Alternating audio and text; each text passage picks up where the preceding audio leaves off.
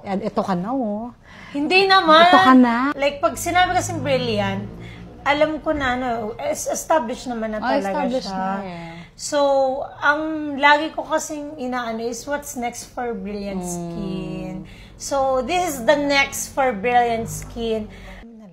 Kuya, sa akin na lang to. Ay, talaga ba? Ginawa nila sa akin yan? Ay, sa'yo ba yan? Oh, yun. Sino? Madam Kilay, Jinky Anderson. Pagawa ka na sa'yo. Ano yan?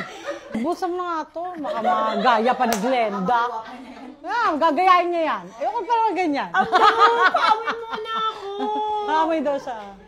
Sabihin ko na kung anong plano ko talaga for BTMSI. Sige. So, si BTMSI, nabili ko siya during the pandemic. So, it was, ano pa lang siya dati, Toll Manufacturing Specialist Inc. Then, naging Brilliant Toll Manufacturing Specialist Inc. Tapos, ngayon ko lang siya natutukan. Tapos, kasi syempre, di ba, pag matagal ka na sa industry, nakaka-boring naman na talaga, di ba? So, natayo ko yung construction, nagkaroon ako ng cafe, ng spa, ng hotel. So, lahat naman gumagana na ng kanya-kanya. So, ito, this year ko lang siya talaga inopen for other brand owners. But last year, Brilliant lang yung kinikater nila.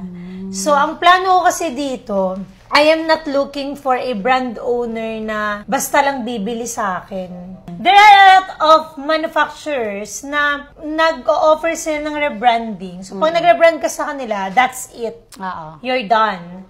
Ang gusto ko, dito kay TMSI, yung mga brands na hawakan ko, is that long-term sana. Like, gusto kong tumulong kung paano sila mag-grow. May kanya-kanya naman talaga tayong market.